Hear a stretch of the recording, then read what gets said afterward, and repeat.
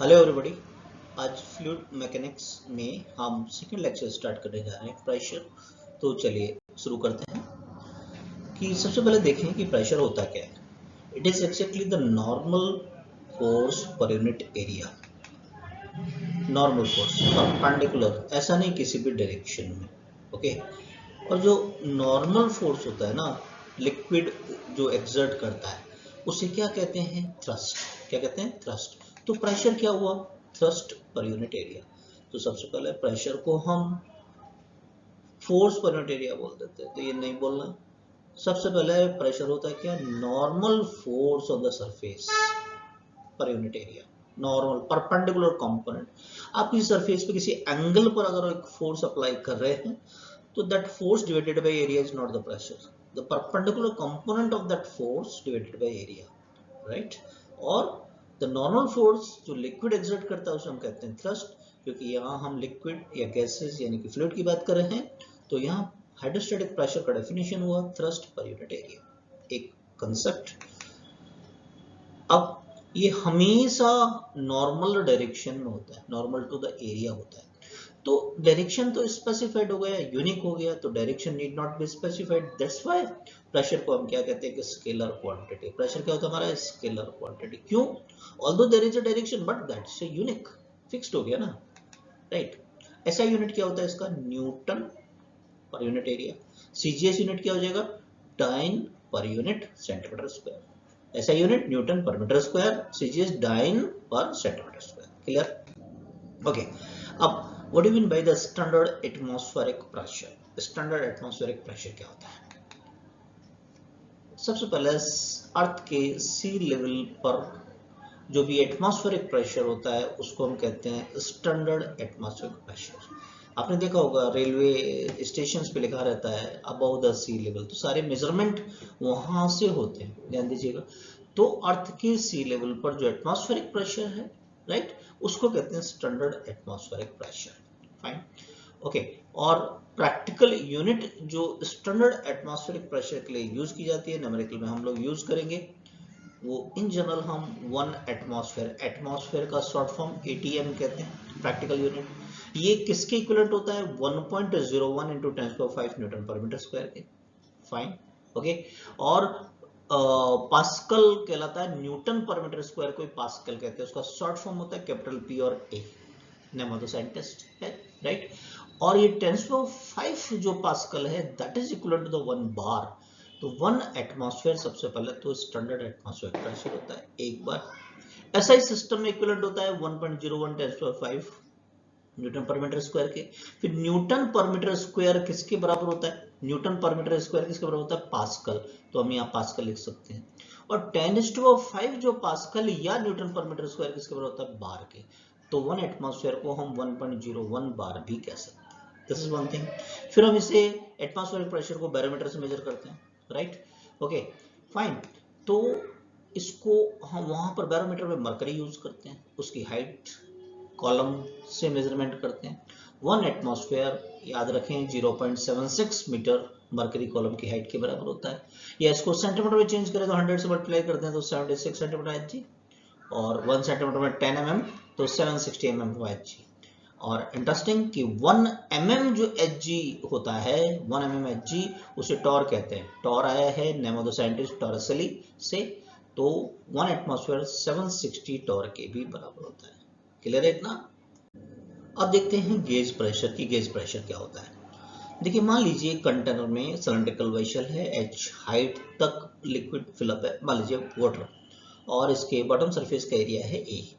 तो किसी पॉइंट पर जो लिक्विड के कारण प्रेशर होता है उसको हम कहते हैं गेज प्रेशर। मान लीजिए इस a पॉइंट पर मेजर करना है, तो इस पॉइंट के ऊपर जो भी लिक्विड है जितना प्रेशर एक्सर्ट करेगा that is known as a gauge pressure. इसको क्या कहते हैं? Gauge pressure. फाइन। सबसे पहला प्रेशर तो क्या होता है? Thrust per unit area. क्या होता है? Thrust per unit area, okay. Thrust यानी कि फोर्स। तो फोर्स ये लिक्विड क्या लगा रहा है? That is the weight of the liquid, yes और नो, यानी कि mg। मास क्या होगा? वॉल्यूम पूरा का पूरा ये भरा हुआ है मल्टीप्लाई बाय g, ये वेट हो गया, ओके। और मास क्या हो गया? Volume multiply by density, volume multiply by density of the liquid ले लेंगे। वॉल्यूम इस सिलेंडर का फाइंड करना चाहेंगे तो area multiply with height AH। अब A से A तो कैंसिल हो गया, तो गेज प्रेशर का डेफिनेशन क्या आ गया, सिंपली HDG। याद करो हम पहले से इसको यूटिलाइज करते हुए आ रहे हैं, कई जगह आपने यूज किया होगा HDG, तो HDG समझ में आया कैसे आता है। एंड गेज प्रेशर का मतलब कि जिस भी पॉइंट पर चाहिए उसके ऊपर जो लिक्विड है जितना प्रेशर एग्जर्ट कर रहा है वो क्या कहलाता है, गेज प्रेशर। क्लियर है। अब कुछ क्वेश्चंस ले लेते हैं गेज प्रेशर पर पहले समझने के लिए। तो वेरी फर्स्ट क्वेश्चन हमारे पास है कि एक वेसल है, देखिए कुछ आर्टिस्टिक, और इसमें डी डेंसिटी का लिक्विड फिलअप है। इसका एक पॉइंट है कर्वेचर पर जो हॉरिजॉन्टल के साथ थीटा एंगल बना रहा है ना, ये सब गिवन है। और जिस पॉइंट पर चाहिए वो बॉटम से h हाइट पर है और कैपिटल H हाइट तक लिक्विड फिलअप है। तो हमें चाहिए गेज प्रेशर इस पॉइंट P पर। गेज प्रेशर का डेफिनेशन क्या था, जिस पॉइंट पर पूछा उस पॉइंट से ऊपर जो लिक्विड है वो कितना प्रेशर एक्ट करता है, राइट। तो सबसे पहले तो हमने ये H डैश कह दिया, इस पॉइंट के ऊपर जो भी लिक्विड फिलअप है इसको H डैश कह देते हैं। फॉर्मूला क्या था, H डैश DG। अब सिंपल आपको करना क्या है, बस H डैश की वैल्यू फाइंड करें। क्या H dash H minus H है आपका, राइट।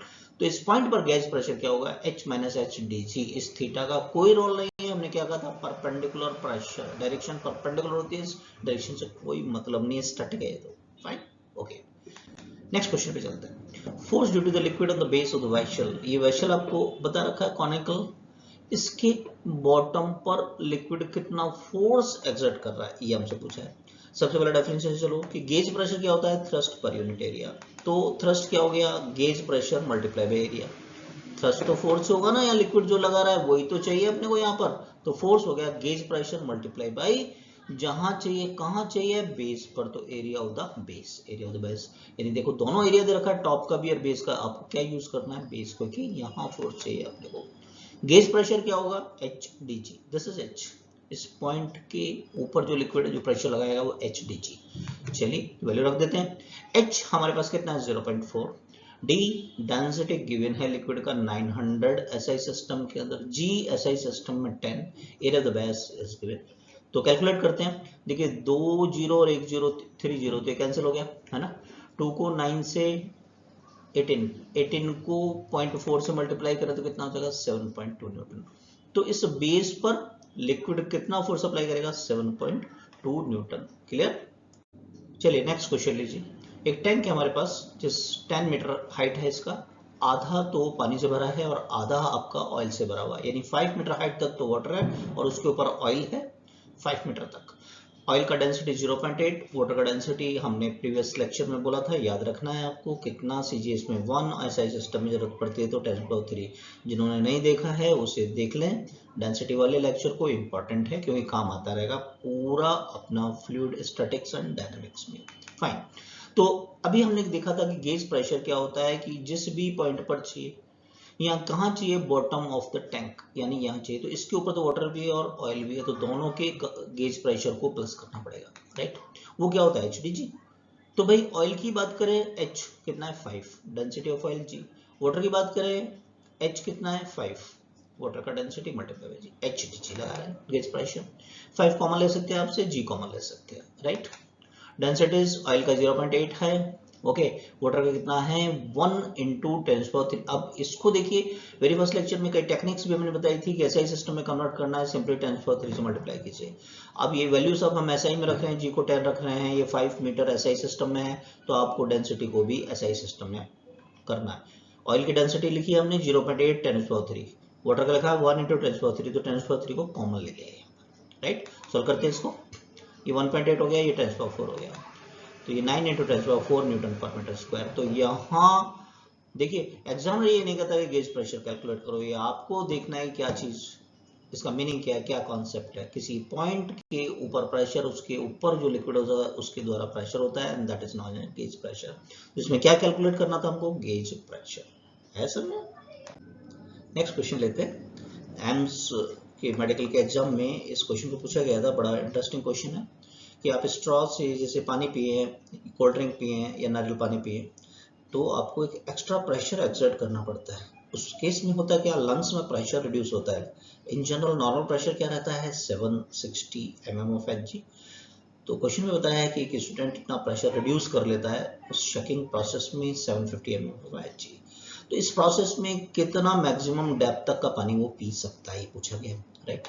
ओके, तो सबसे पहले एक्स्ट्रा प्रेशर जितना भी स्टूडेंट अपने लंग्स में अप्लाई कर रहा है that is equal to remove the gauge pressure of the water. जितना पानी है उसका जो गेज प्रेशर उसको रिमूव करने के काम में आएगा, है ना। जो भी आप शक करते हैं तो कुछ प्रेशर एग्जर्ट करते हैं, तो चेंज इन प्रेशर या एक्स्ट्रा प्रेशर हो गया गेज प्रेशर जो पानी का माइनस जीरो। जीरो का मतलब है जब पूरा पानी आप पी लेंगे खाली हो जाएगा तो प्रेशर कितना होगा, जीरो। तो डिफरेंस, ये डिफरेंस ऑफ प्रेशर आपने लंग्स के द्वारा अप्लाई किया है, तो लंग्स में initial pressure minus final pressure. Initially तो 760 नॉर्मल प्रेशर रहता है, तो 760 माइनस 750, अभी हमने mm में लिया है। जब हम जिस पर्टिकुलर यूनिट में बाकी की वैल्यू रखेंगे डेंसिटी की, उसमें चेंज कर लेंगे, राइट। ओके, अब जी से जी कैलकुलेट कैंसिल कर दिया हमने यहाँ पर। अब डेंसिटी की वैल्यू हम सीजीएस में रखना चाह रहे हैं, तो ये तो mm में था ना, तो इन चीजों का ध्यान रखेंगे। 10⁻⁻1 कर दिया हमने इसको। मरकरी का सीजीएस में डेंसिटी कितना, 13.6। ओके, वाटर का सीजीएस में डेंसिटी कितना, 1। ओके, तो कैलकुलेट करते हैं। 10 is 10, 10⁻⁻1 13.6 इक्वल टू h। ये कैंसिल हो गया आपका, तो h कितना आ गया, 13.6 सेंटीमीटर, क्योंकि आपने सेंटीमीटर में चेंज किया था इससे। क्लियर हो गया कैसे किया क्वेश्चन। नेक्स्ट बात को सीखते हैं, नेक्स्ट कॉन्सेप्ट, इंपॉर्टेंट कॉन्सेप्ट। अभी तक हम गेज प्रेशर की बात कर रहे थे, अब एब्सोल्यूट प्रेशर की बात कर रहे हैं। एब्सोल्यूट प्रेशर मतलब टोटल प्रेशर, एक तरीके से। तो चलो कंसिडर करो, एक आपके पास सिलेंड्रिकल एक कंटेनर है जिसमें कोई लिक्विड फिलअप है जिसका एरिया ए है। देखिए ऊपर से एटमॉस्फेरिक प्रेशर भी तो काम करता है, गेज प्रेशर तो अपनी जगह है, वो तो लिक्विड के कारण हो गया, और यहाँ एक गेज प्रेशर हो गया लिक्विड के कारण। तो हमसे कोई ए पॉइंट पर, इस पॉइंट पर प्रेशर पूछेगा तो gauge pressure plus atmospheric pressure दोनों का सम करना पड़ेगा, वो टोटल प्रेशर होगा, उसको हम एब्सोल्यूट प्रेशर बोल देंगे। Fine, okay. पी क्या होगा, atmospheric pressure plus gauge pressure. Fine, okay. मान लीजिए कि h हाइट तक लिक्विड फिलअप है, तो इस पॉइंट पर गेज प्रेशर कितना हो गया आपके पास में, HDG, और एटमॉस्फेरिक प्रेशर को हमने P नॉट कह दिया। तो एब्सोल्यूट प्रेशर क्या होता है, atmospheric pressure plus gauge pressure. Clear हो गया, फाइन। अब जो एटमॉस्फेरिक प्रेशर होता है उसका मेजरमेंट करते हैं बैरोमीटर। बैरोमीटर का एक सिंपल स्केच यहाँ पर हमने बनाया है, राइट। मरकरी इस लिक्विड फिलअप है यहाँ पर, और यहाँ एक आपके पास में टेस्ट ट्यूब है जिसको, ठीक है, इन्वर्टेड वर्टिकली डिप किया है इसमें, इस पोजीशन में रखते हैं वैक्यूम, और यहाँ हमको एटमॉस्फेरिक प्रेशर का मेजरमेंट करना है। तो प्रोसीजर बताते हैं, बैरोमीटर तो क्या कर रहा है यहाँ पर, एटमॉस्फेरिक प्रेशर का मेजरमेंट, यानी इसका मेजरमेंट करेंगे इससे हम। सबसे पहले देखिए, इसके बाद ये नेक्स्ट लेक्चर हम पास्कल्स लॉ लेंगे, इसमें थोड़ा सा यूटिलाइज हो रहा है तो एक बार हम यूज कर लेते हैं इसको। देखिए बी और सी पॉइंट एक ही लेवल पर है, तो यहाँ प्रेशर क्या होगा, इक्वल। एक ही लिक्विड में एक ही लेवल पर प्रेशर होता है, इक्वल बी और सी पर। और सी पॉइंट ओपन है, ओपन टू एटमॉस्फेयर है, तो यहाँ एटमॉस्फेरिक प्रेशर काम कर रहा है। तो बी और सी पर जो प्रेशर होगा वो किसके इक्वल होना चाहिए, एटमॉस्फेरिक प्रेशर के। एक बात, ठीक है। दूसरी, अब बी पॉइंट पर यदि मैं प्रेशर कैलकुलेट करना चाहता हूँ, तो यहाँ पर टोटल, अभी हमने बात की थी, ठीक है, टोटल प्रेशर कितना होगा, ध्यान दीजिएगा, यहाँ जितना भी प्रेशर है, ये जो भी गैस होगा, है ना, उसके कारण प्रेशर, प्लस ये गेज प्रेशर ए से बी तक जो लिक्विड भरा हुआ है, इसके कारण गेज प्रेशर के बराबर होगा। फाइन, क्लियर है। अब देखने वाली बात है, गेज प्रेशर क्या होगा, h हाइट तक मरकरी है, इसके अंदर ऊपर राइज कर गया है, मरकरी का डेंसिटी HDG। क्लियर है, फाइन। अब यहाँ हम रखते हैं वैक्यूम, तो वैक्यूम के कारण कोई प्रेशर होता नहीं है, तो P की वैल्यू हो गई 0, राइट।